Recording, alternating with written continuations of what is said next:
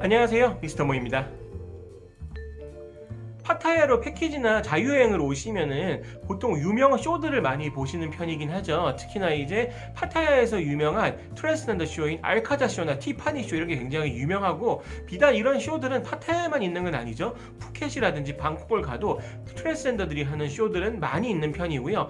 아무래도 이제 그런 쇼들은 진입 장벽이 낮기 때문에 한 번쯤 보셔도 되지만, 파타야 같은 경우에는 흔히 이제 아이들은 볼 수 없는 성인만을 위한 쇼들도 있거든요. 그런 쇼에 대해서도 간단히 언급을 하면 어떨까 싶어가지고 영상에 담아봤습니다. 아무래도 제가 갔던 시기에 파타야에서는 대부분의 쇼들이 다 운행을 하고 있지 않는 상황이었어요. 아무래도 오미크론이 발발했던 시기이기 때문에 모든 이제 공연은 안 했다라고 보시면 되는데, 그렇기 때문에 제가 영상 말미에는 좀 이제 트랜스젠더들의 이야기도 조금 다뤄볼 예정이니까 같이 한번 기대해 주시면 좋을 것 같고요. 한번 지금의 그 공연 분위기는 어떠한지 저 미스터 모와 함께 같이 파타야로 떠나보시죠. 렛츠고!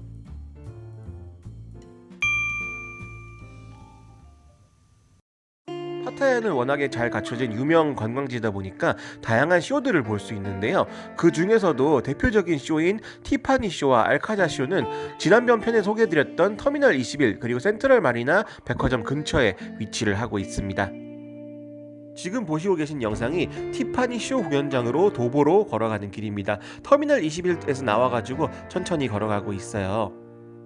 아무래도 파타야의 코로나 그리고 오미크론의 여파 때문에 지금 전체 공연장 전부 다 공연을 안 하고 있는 실정이긴 했지만, 그래도 한번 외부에서라도 보고 싶어가지고 이렇게 걸어가고 있는데, 역시 폐허 같은 느낌까지는 아니더라도 조용하고 몇 개월째 문을 열지 않았다는 느낌이 팍팍 들 정도로 굉장히 한산한 느낌이었습니다. 지금 보이시는 저 하얀 건물이 티파니 쇼 공연장이라고 생각하시면 돼요.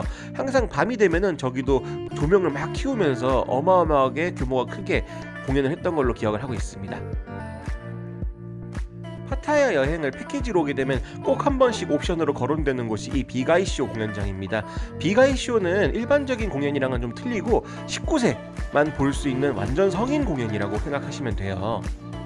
여성과 남성 그 배우들이 공연장에서 전라로 나오는 건 다반사고요. 심지어는 공연장에서 성행위까지 하는 그런 완전한 성인 전용 공연이라고 보시면 되고, 이거를 영상이나 이런 걸로 보는 게 아니고 실제로 볼 수 있기 때문에 굉장한 문화 충격을 받을 수 있는 그런 장소이기도 합니다.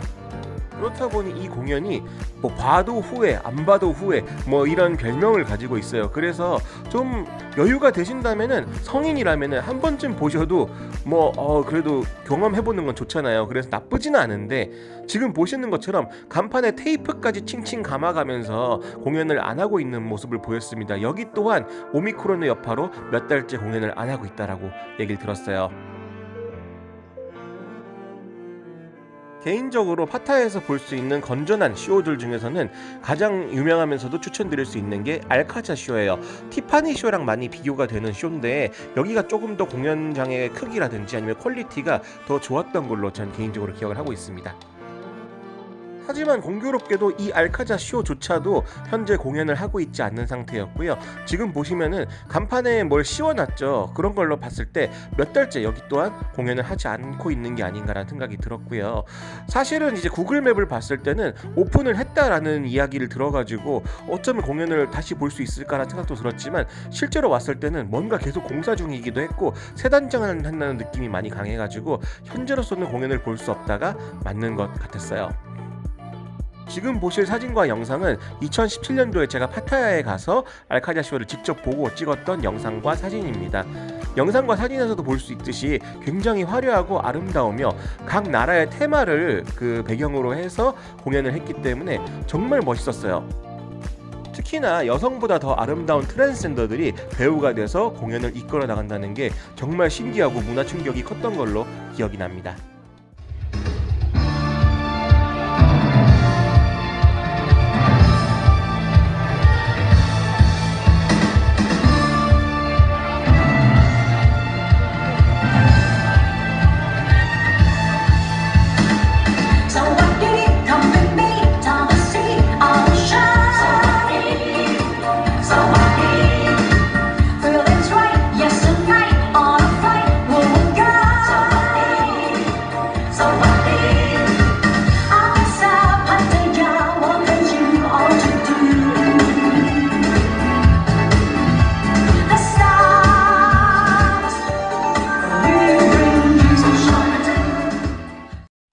촬영이 끝나고 나면 트랜스젠더 배우들과 포토타임을 가질 수 있습니다. 팁은 좀 주면 좋고요. 포토타임을 가짐으로써 좀 더 이제 내가 추억을 쌓을 수 있는 그런 좋은 계기도 되지 않을까 생각이 들어요. 자, 어떻게 보셨을까요? 지금까지 파타야 공연에 대해서 간단하게 말씀을 드려봤어요. 아무래도 가장 유명한 티파니 쇼와 그 알카자 쇼도 있지만 그 성인들 위주로 볼 수 있는 비가이 쇼 이런 것도 있는데 그런 데들 모두 지금 코시국이다 보니까 다 운행을 안 하고 있더라고요. 그래서 사실상 지금 시즌에는 공연을 보고 싶어도 볼 수 없는 그런 상황이다라고 이해하시면 좋을 것 같아요.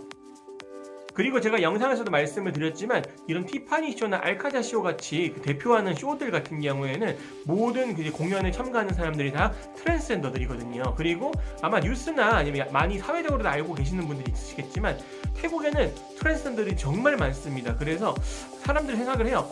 왜 태국에는 이렇게 트랜스젠더들이 많을까라는 의심을 많이 가지게 되는데 여기에는 썰도 있고 뭐 여러 가지 이야기들이 있기 때문에 간단하게 좀 다뤄볼까 합니다. 조금 옛날 이야기부터 한다고 하면은 트랜스젠더들 같은 경우에는 이제 남성에서 여자로 바뀌는 케이스가 많잖아요. 그렇다 보니까 이제 예전에 그 군대에서 이제 징집을 할 때 여성은 징집을 하지 않았죠. 그래서 태국 사람들이 자신의 아기들을 그 군대에 보내지 않기 위해서 여장을 시켰다. 이런 데서 이제 그 근원을 찾는 경우들도 꽤 있더라고요. 아무래도 군대에 가기 싫어서 여장을 시켜가지고 그 징집을 면했다. 이런 거죠. 그거는 이제 요즘 시대에도 좀 있는 게 태국은 여전히 지금도 그 징병제로 군대를 운영하고 있습니다.